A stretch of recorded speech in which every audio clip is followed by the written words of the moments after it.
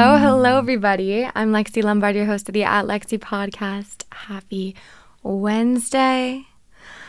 I had such a wild week with some random things I did not expect. The realization that I love to date gay men. I also failed a driver's test. I think I have a newfound understanding for the American government. Maybe. Will I ever, though? Will any of us ever? I do not know.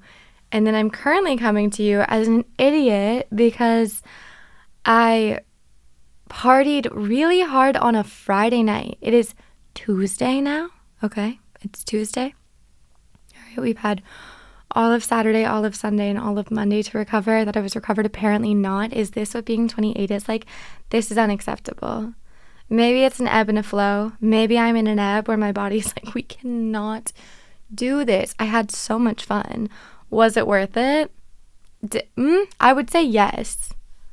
It was my friend's birthday, which I can talk about, but I do want to get into the driver's test because to be 28 and I failed my driver's test twice, that was unexpected. Very unexpected. You're probably like, I'm not getting into a car with you. That was actually one of the responses that one of my friends said. And I read him the question and he got it wrong. I read him all the questions that I got wrong and he was getting them wrong as well. So I'm going to pull up the driver's questions for a California driving test so you can feel the ridiculousness of it. See if you can get these right. Question number 1. When a railroad crossing is not controlled, what is the speed limit when you are within 100 feet and cannot see for 400 feet in both directions? A, 15 miles per hour, B, 10 miles per hour, or C, 25 miles per hour? What do you think it is? Also, what a bullshit question. It's like, I think as long as you're going really slow and looking both ways as best as you can, you'll be okay. The answer is 15 miles per hour. Next question. You're about to make a left turn. You must sign continuously during the last blank feet before the turn. A, 50. B, 75. C, 100. Surprised I don't remember the answer. But let's back up before I ask a few questions. But that's to paint a picture of the type of questions I was being asked. I receive an offer from a friend to go on a trip. It involves renting cars, driving cars, so she asked for my license. My license is expired. I think you can just order one from the DMV, but I use this as an opportunity to think, hey, let's become a California state resident. I want to do it. Let's go to the DMV here. So I bop over. No, let's back up. So I researched online best DMV near me because DMVs are historically awful. And I figured the Hollywood one would probably be the worst. Context clues felt like that would be the biggest nightmare. Then was on Reddit, saw that Pasadena has a good one. I'm in Silver Lake. That's not that far from Pasadena. I don't mind the drive to Pasadena. Let's do it. Freelancer privileges. I make my way over there first thing in the morning on a Wednesday, and I arrive. There's not that many people there. I mean, it's still crowded, but I wasn't waiting in too many lines, and I submit my application. I pay for it, and then he goes, and you can take your driver's test over there. I said, take my driver's test? He said, yeah, you have to take the driver's test again. I was like, okay, no problem. Racking my brain thinking, oh, good God, I have not studied for this test. I mean, I know how to drive, so should be fine. I make my way to the computer. I start answering questions. Get a couple wrong. Announcement pops up on the screen. You have failed. I was like, oh, shit. That's not good. And so I go back to the desk and say, I failed. He says, you have 2 more tries. I said, do you have a handbook or something that I can study with? He goes, no, we're all out of English ones. Okay. He goes, you can study online. I said, what's your Wi-Fi? He goes, we don't have Wi-Fi. I didn't have service. okay? For sure. So I'm walking around outside trying to gain good enough service to load some practice tests. I take a few, feel better than I did the first time around. Get back in there. Surprise, surprise. Make it farther than I did the first time. There's been improvement. But no, I failed again. I'm feeling not defeated, but worried. Definitely feeling concerned. I call my friend who I was planning on seeing later that day. I tell him I just failed my driver's test. He's from Canada, and he's like, if anyone understands this, it's me. I had to do this recently. It's hard. Give yourself at least an hour. Study, then go back in once you're prepared and take the test. I thought you're right. I needed to hear that. I need to give myself at least an hour, because when I was studying online between the first and the second test, I probably gave myself like maybe 10 minutes. But let's go back into the school days. Even though I was not a very good studier in school, I either got by through common sense, understanding the lesson, or cheating. Like, I was not a great studier, you know? I didn't have good study habits. But I thought, let's see if this version of myself is. Let's see how this goes. So I studied for an hour and a half. And this time, I saw people taking the test on paper as opposed to the computer.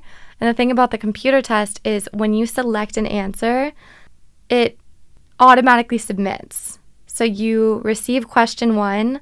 When you click, whether it's A, B, C, D, then it submits. If you get it wrong, it just counts as a wrong one. You find out immediately upon answering. Whereas on paper, I could answer my questions, go back, proof them, and then decide if I wanted to change any answers. Whereas on the computer, that was not an option. So I decided to opt for paper. I'm with a ton of 17-year-olds. I'm also with a ton of middle-aged men. And everybody's failing. We're all failing. There are some people passing, but a lot of people failing. And a lot of middle-aged adults being like, what do I do? What do I do if I fail it all 3 times? Because as I said, no booklets. Assuming other people had maybe come prepared. I'm sure the teenagers did. When I was eligible to drive, I did it the day I could. It was so exciting. I didn't want to waste a moment. In Virginia, you can get your permit at 14 and 9 months. You best believe at 14 and 9 months to the day, that's when I showed up and I took my permit, or got my permit.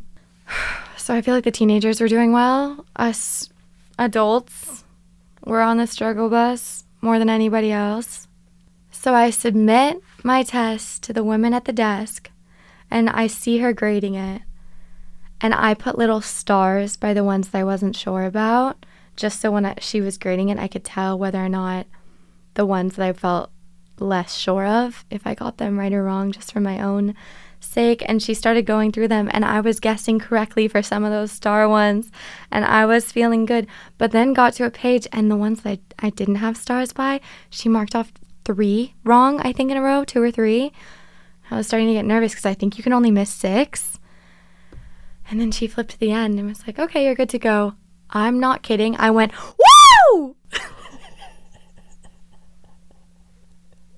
It was an automated response. Like my body just did that. There was no thinking beforehand. There was so much relief because I was panicking there for a moment. Because I could have just as easily gone on the DMV website or the government website and had a Virginia ID mailed to me. I just decided, okay, let's become a California resident. Let's do that. And I only really was being propelled to get this license, which I needed to get anyway. I was driving around with an expired license because of a trip opportunity. And then for me to just be doing this kind of for fun, then to potentially lose my license was not what I had prepared for my journey on a random Wednesday last week. So just know that that can happen. I want to read you some of these driving questions because they are crazy. One of them was if a driver willfully flees from a police officer pulling them over, what is the person subject to? And I said a fine minimum of $1,000. And the answer was a year in county jail. And I'm over here thinking, what does this have to do? I'm going to pull over. I don't need to know the consequence of not pulling over for a police officer because I'm going to pull over. I need to know things like make sure I know what the different road signs are. Some of them are sensible. Who can legally park next to the curb when it's painted blue? A person who's disabled. Make sure I know what the difference between yellow lines, blue lines, red lines, white lines, crosshatch parking spaces. Give me questions like that. Ask me about right-of-way at intersections. Ask me when you can turn left at a red light. Ask me about different road signs. You don't need to ask me what the consequence or what someone is subject to if willfully fleeing from a police officer. What the fuck? It was an eye-opening experience, let me tell you. And I fully was not prepared to have that experience last week. But here we are with a temporary license, which apparently is potentially not being accepted by this trip that I'm trying to go on. But a temporary license is legal. And then on top of that, the person at the DMV said something about not being able to get in touch with Homeland Security, and I might not receive my license until November, even though my temporary license expires in October. And I thought, well, can I have a temporary license that expires in November? That way I don't have to worry about existing with an expired license. And he said no. And I was looking in his eyes for, you understand that doesn't make sense, right? Lights on, no one was home. He hated his life. You could see it. You could look into his eyes and tell that he had lost his shimmer. He needed to get his shimmer back. But that on top of experiences like, you need to take a test. Awesome. Do you have a booklet to study from? No. Okay, do you have Wi-Fi? No. But you can go online. Okay, what's your Wi-Fi? We don't have any. Blink, blink. What? Ay, ay, ay. And that's America.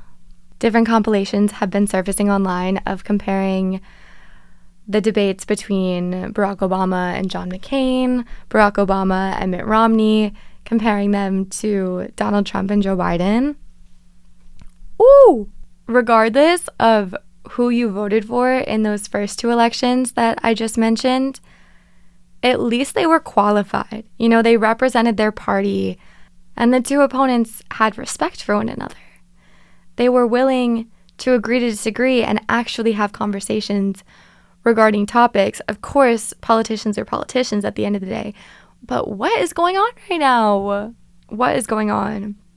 Also, not to be a conspiracy theorist, I suppose, but the shooting? Did that not look staged to anyone else? The photos were too perfect. They were too perfect. You're telling me that the way that he falls and has his hand up is directly behind an American flag? Really? Come on, you think that just happened candidly? What do I know?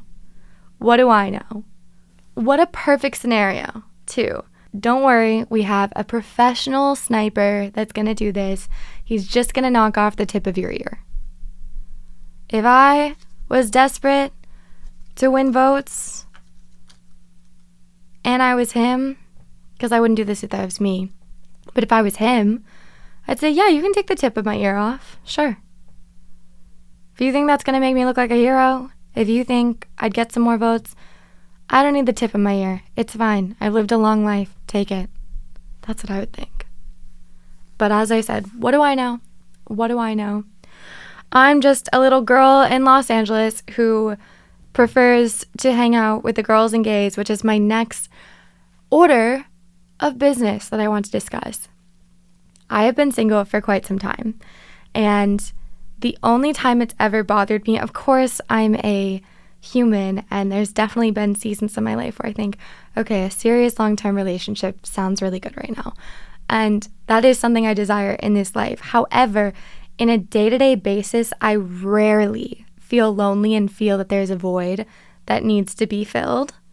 I find my social life and my support system to be quite filled, and I feel supported by it. I was having a conversation with one of my friends at dinner, and she is just like giggling, texting the way that, you know, a girly would for a crush. And it's just one of the gays, and she dates gay men. I was like, Ty, you date gays? And she's like, I date gays. I was like, me too. And then my friend Emily, I'm like, she does too. Like, you cannot tell me that Drew is not Emily's boyfriend. Like, Tyra she has gay men come into her life, wine and dine her. They become besties just the same way a boyfriend would. I don't think it's actually that niche of an issue. I feel like it's probably more common than we think. When I was in New York, for instance, I was hanging out with my friend John almost every day. As many days as I possibly could, I was with him. I was texting him throughout the day the way I would a boyfriend. I mean, yes, that's what we do with our best friends. But I think subconsciously, because they're of another sex, I don't know, I haven't sorted this out. I'm still combing through this concept because I don't know if it's very literal or if it's more nuanced. Yes, I come to you with a topic that's not concluded, but this is the name of the game. I'm here to explore ideas as well as share information, and this is one that really resonates with me because of the length that I've been single and the lack of desire I've felt to make moves for it because I feel satisfied in my relationships. And I'm sure I could say the same thing. Like, I definitely date my friends. They are the people that I go out with. It feels... How does it feel? Like, it feels nice. It feels right. I'm just thinking about it. I'm thinking about it from my perspective, but also looking at my other friends. Drew goes and picks Emily up, and they buy each other gifts, and like, they're besties, but it's also like their boyfriend girlfriend. Like, no, they're not having sex, but they're boyfriend girlfriend. More than they are brother sister. And I don't know if I'm exploring this incorrectly because of gender binaries. But then I could argue, I'm like, I date Tyra, my roommate, one of my best friends. That girl and I, we are going on honeymoons together. Anytime the two of us just do a little vacation, we call it a honeymoon because it's romantic and we treat each other better than any man has ever treated us. Like, the way that, oh my God, Tyra will find the nicest restaurants, pick the nicest hotels. Like, she is wining and dining. When she cooks for us at home, it is so gourmet. A man would be lucky to have Tyra as their girlfriend, as their wife. Like, in the meantime, I'm Tyra's wife, and I love that. And maybe this is also just a season of youth. Like, maybe we're lucky because we haven't found another partner, so we get to do it for our friends. So maybe this is actually a treat to get to experience because I have my whole life to be married, if that's an interest of mine, or just to be partnered up in a serious companionship. I have my whole life to do that. So, I mean, my grandparents were married longer than I've been alive. So the fact that a marriage could exist, a partnership with one person could exist double the time that I've even been on this earth, which, I mean, I can't conceptualize because it's, to my conscious memory, the only amount of time I've ever experienced or can really know. You could debate that. It's not the point of what I'm trying to say. The point of what I'm trying to say is that if I'm going to be married for 40 years, what's 5 with my friends? What's 10 with my friends? This is fun. And I like that being older and single with my friends makes me get to be a more fun and mature and romantic person to my friends, where we can this dinner came up, or this conversation came up because Tyra and I go to this one restaurant multiple times a week, and oftentimes it's just us. Sometimes we have friends with us, sometimes we're meeting friends, but a lot of times it's just her and I. She's like, oh, they definitely think we're a couple. And I was like, we have to. Like, this is such a date spot too, that we're just going with each other all the time. Like, what two girls go to the same semi-romantic restaurant together just with each other multiple times a week? It's like, I don't know, young, fun, mature girls that enjoy a little romance. So maybe we're just romantic to ourselves and romantic to our friends. I think this movement of, make sure you're romanticizing your life. It makes life a lot more fun. You can romanticize your relationships. You can make an ordinary dinner something kind of sweet and something kind of special. I remember Tyra's taught me a lot about this, actually. And she is self-described as the quintessential Libra. She loves nice things. She loves pretty things. She feels like her downfall is that she can lean a little shallow or superficial. All things considered, my God, she will show me the best restaurants. She got into cooking, and it wouldn't just be like, oh, I'm making chicken, rice, and broccoli. She was buying lobster tails. We were having lobster for dinner. Lobster pasta. Oh, we had some good dishes. And it's like, why not? Why do we have to save lobster tails for a man or for a romantic partner? Why can we not have a romantic moment with our friends? So I guess it's not exclusive to gender, but I did think that maybe it could seem that way, where straight girls that have guys that they're friends with that are gay could be a surrogate boyfriend in the way that their internalized or evolutionary masculine energy comes out, even though that they're not pursuing us in a romantic way. Just that subconscious age-old energy happens to come out, and they do end up being providers and protectors in their own way. And maybe that's what I've been doing. I don't know. I'm just exploring. Yeah, so maybe it is nuanced. I'm not so sure. It's something I was thinking about, but it's not something I'm actually mad about. I'm not upset by it whatsoever. I find it to be quite interesting. And it also feels like a somewhat modern issue. Except for Tyra will say that her mom was just like this too. She's like, oh, my mom was friends with all the gays. Those were her favorite friends.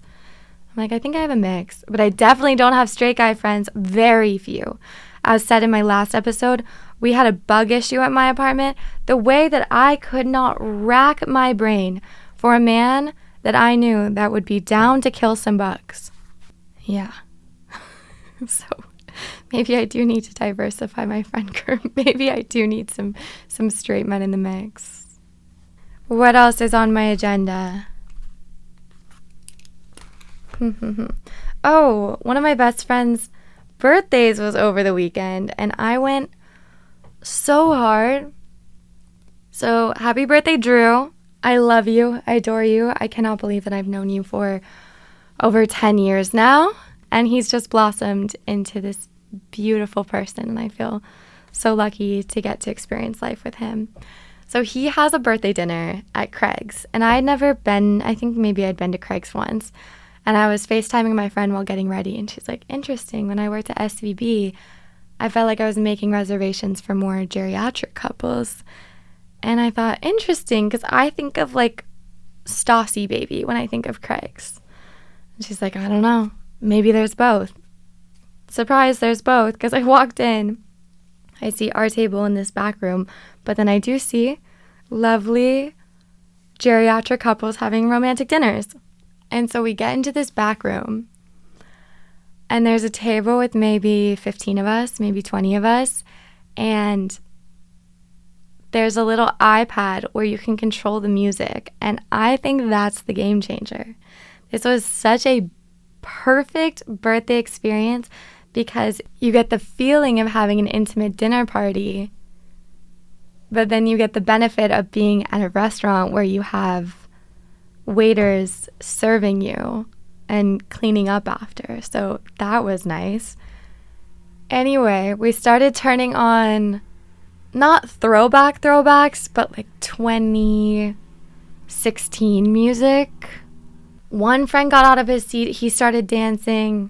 Few other people got out of their seats, started dancing. Next thing you know, some people were on the chairs dancing. By the end of it, people were in the center of the table barefoot, having a party. A piece of art fell off the wall, and I'm over here talking to my friend in the morning. She's like, Craig hates us. And I was like, no, Craig told you to get on the table. Yeah, this Jimmy Kimmel looking figure walks in. And I was like, I wouldn't put it past this group of people to know Jimmy Kimmel, but interesting. And then they're like, Craig! Got it, totally, for sure. It was so much fun. I had so much fun. I haven't had fun like that drinking in a long time. I could not tell you. Or it was a proper party. I felt like I was in Vegas. Granted, there were indicators around to make me feel like we were in Vegas, dancing on tables, also having ice cream sundaes coming out with sparklers. I transported. I had so much fun. I want him to do that every year. And I was talking the next day. I was like, I get why you guys go to Craig's. Like, that is a fun time. And they're like, no, that's never happened. Normally when we go to Craig's, we sit down, we order, we have some drinks, we pay the bill, and we leave like normal people. That has never happened. I was like, okay, well, that was incredible. Whatever just happened was fabulous. And then I floated on through the night. Things just got more and more, I don't know, I was really in the right mood. It's Friday night. I still feel like I'm recovering from the hangover. It was around like 1 p.m. yesterday. Mind you, this was Friday night that I went out. 1 p.m. on Monday. It's currently Tuesday. And I thought, okay, now I feel okay. Now I feel like the hangover just ended. I was occupied doing something, and then a light bulb hit me and said, the hangover's gone now. It's over. I still felt a little clouded this morning, but I had so many drinks. For my Patreon girlies, I will tell the story of the rest of the night there, but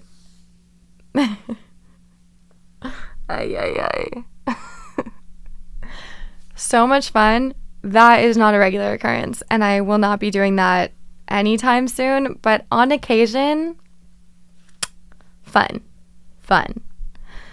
Saturday, I spent as much time in bed as I possibly could because I think I got back at maybe 5 or 6 in the morning, maybe like 5:30. And yeah, we'll just talk about this all on the Patreon. If you're interested, my Patreon listeners, you get an extended episode every single week. I'll have that in the show notes. So there's 2 tiers. There's price of an iced coffee, and that you get the extended podcast episode every week. And then there's price of a cocktail tier, and that you get the extended podcast episode as well as custom video, not custom videos, but videos. Think old school YouTube style.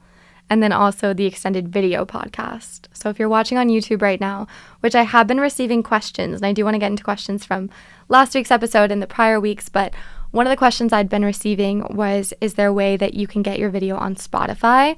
If I'm not mistaken, I believe that that's a Spotify exclusive deal, and I'm not part of the Spotify network. I will discuss this with my podcast network to see how that can work, but in the meantime, it will be on YouTube for video, and then audio, it'll be wherever you listen to podcasts. And then as a Patreon listener, when you're listening to the podcast episode on Patreon, it plays on your phone the same way that a Spotify or an Apple would, where you don't need to have the app open. I was describing in last week's episode what Patreon looks like because I honestly didn't know until I created one. It's very user-friendly. It's just kind of like a social media feed / blog, maybe. It's just like scrolling through a feed, and you get to see the books that I recommend, the videos, the podcast episodes. I just made a summer playlist for you guys. I want to do a summer reading list, even though summer is halfway over. It's never too late. It's never too late. Also, I want to give a shout out to, let me find her username. In last week's episode, I had discussed a bug infestation that I had at my apartment, and in my head, I had it that I had spent the entire episode discussing this, when in reality it was just a couple minutes of the episode, but I was feeling very insecure about last week's episode. It's called Questions I Wish I Could Ask My Mom, and the beginning part of the episode I didn't know if I liked, whereas the second half of the Q&A, I loved last week's Q&A. It was one of my favorites, but I almost didn't post last week's episode because I was like, I don't like it. Also, I'm wearing a jersey in it, and I had a little mini skirt and boots on, but you couldn't see it, and I had my hair down, and I didn't like the way that it looked up top, and I really wish I did a slick back bun that was kind of spiky with some earrings or some fun jewelry, and I didn't do that, so that was another reason I didn't want to post it. But Steph 1005 said, one of my favorite episodes ever. I just love listening to your stories. And I was like, I was so hesitant. I almost didn't post this. And I'm so glad to hear that. And then I think someone else had commented that the fly story, I think someone said that on Patreon, where they were like, trust me, the fly story wasn't as bad as you thought.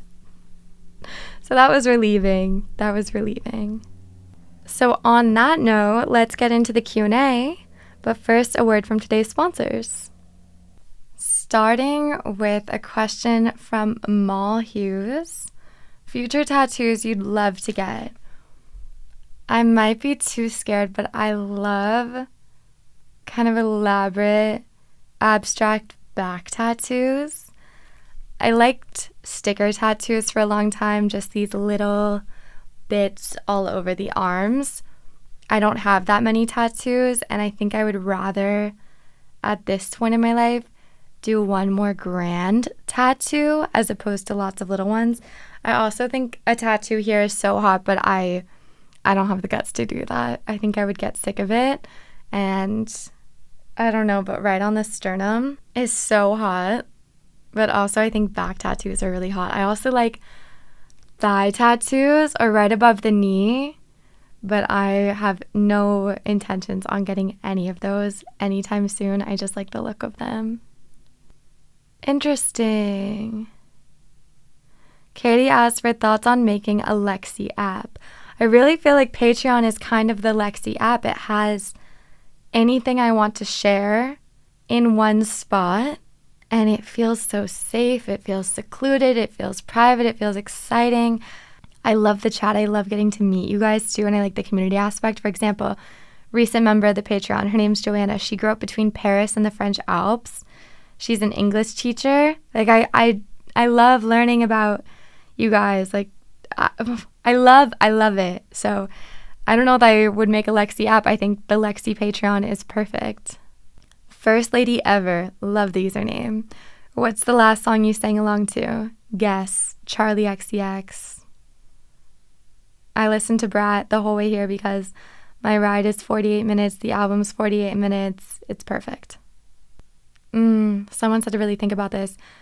Gimen Kusi.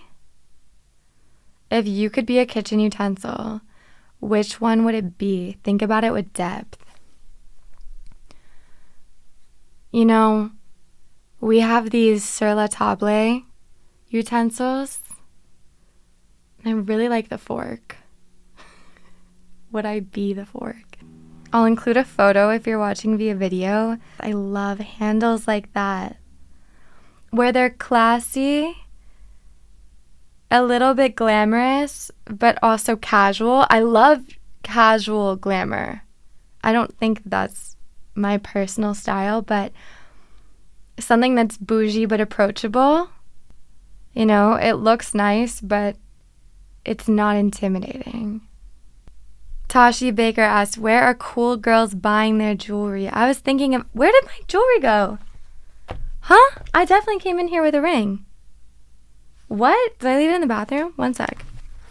Okay, it was in my pocket, but I have this ring that came in an order with a pair of sunglasses that I got from Australia, and I think it's really cool. To describe it, it looks like it's a stone, but it's light. It could be plastic for all I know. It kind of looks like a shell. It's a light tan color. It's square. It's a little bit larger, more cocktail ring sized or statement ring sized. I don't like the way that wet metal feels, whereas I don't mind how this feels when it's wet when I wash my hands. Even if it's real jewelry and it won't stain my finger green, I still do not like washing my hands with it, but I hate taking them off to wash my hands and then putting them back on. It's a sensory issue, so I like this piece of jewelry.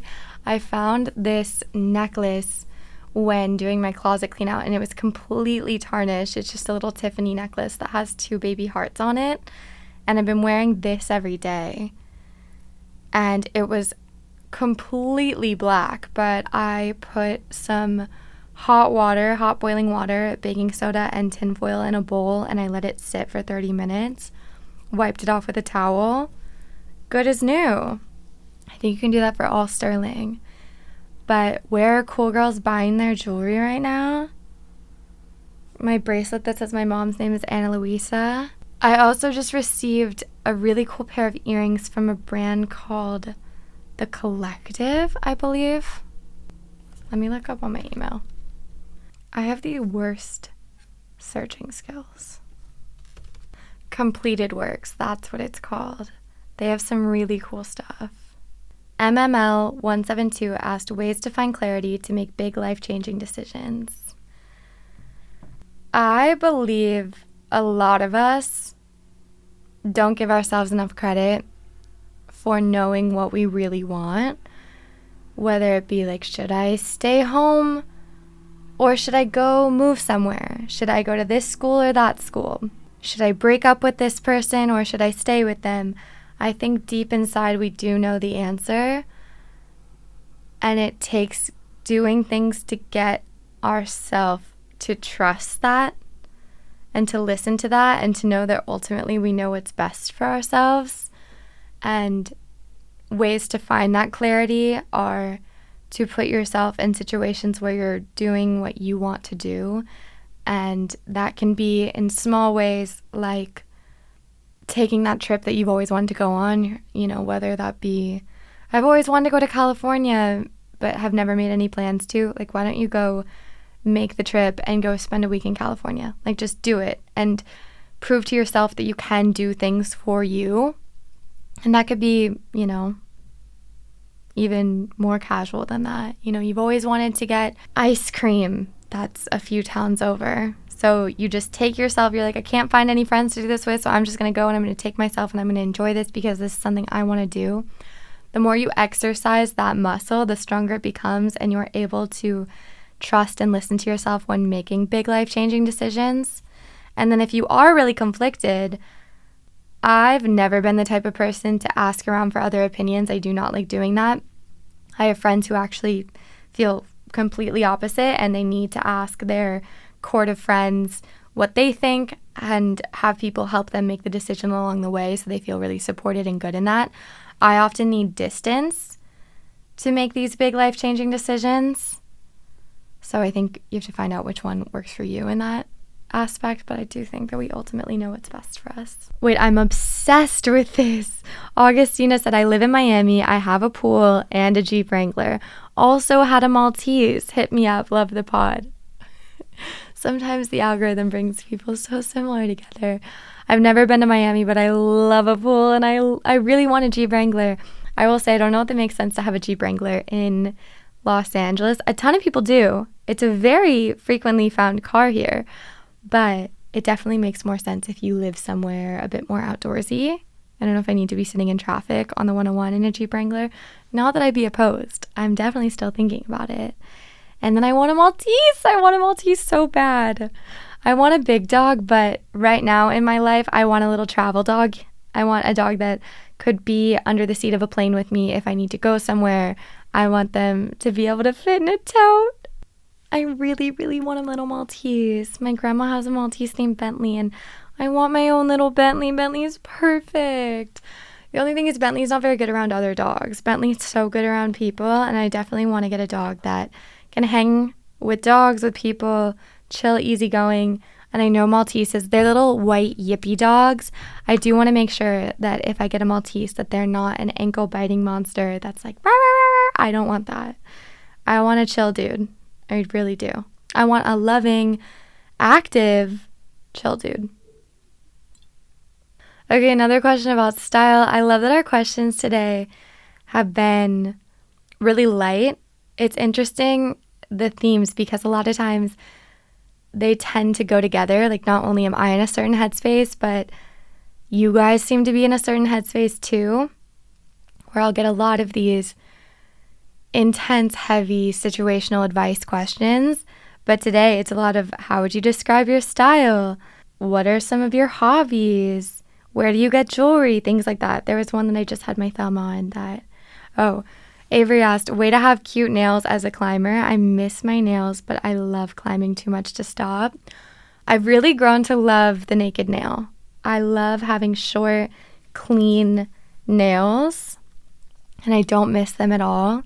I do occasionally see old videos of me with a nice long manicure. I had acrylics for years, or gel nails, gel X, all of them.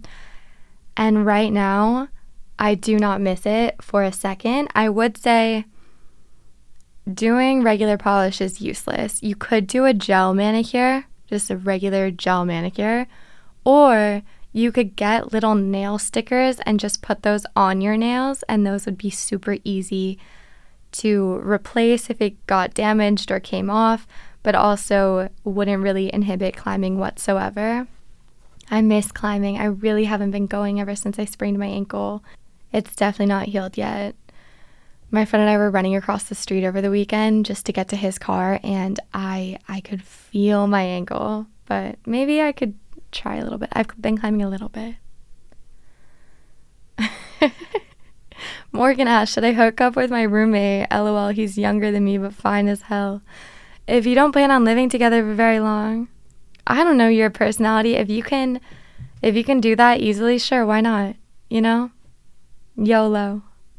Marissa asked for my dream wedding. What does your dream wedding look like? I've never really dreamed about my wedding. And this is something I don't relate to my girlfriends with at all. You know, I'll be out and my friend will be like, oh, I'm having these people cater my wedding. I have other friends who are like, this is the cut of the ring that I want. I don't have many thoughts about that at all.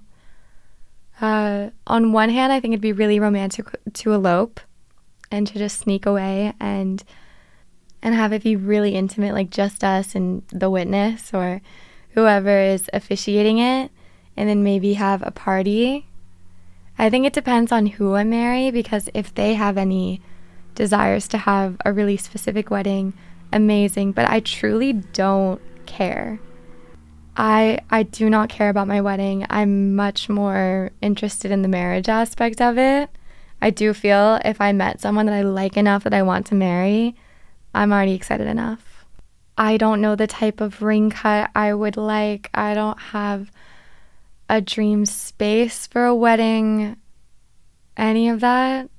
If I like someone enough that I want to marry them and I'm interested in doing the whole marriage thing with them, I feel like in that aspect, I've won. If they have any interest in a certain style of wedding, I'll let them take the reins. I'm like, oh, that's your dream? Amazing. I'm here to help you with it. But I don't have a dream wedding of my own. Beach Bunny asked, advice on how to stop caring about aging. Okay, double-edged sword, right? Because on one end, the less you care, the worse you'll age. But see, that's me caring about aging. I do think about aging, and I make steps to do it. I wear my sunscreen. See, the way that I've stopped, hang on. I projected my own thoughts onto this before even really taking a chance to figure out what you mean. Do you mean getting older or looking like you're getting older? Because I have no qualms about actually getting older. I like myself more and more every single year. I become more comfortable being a human every single year. I feel like I understand myself and I enjoy my time more and more as time goes on.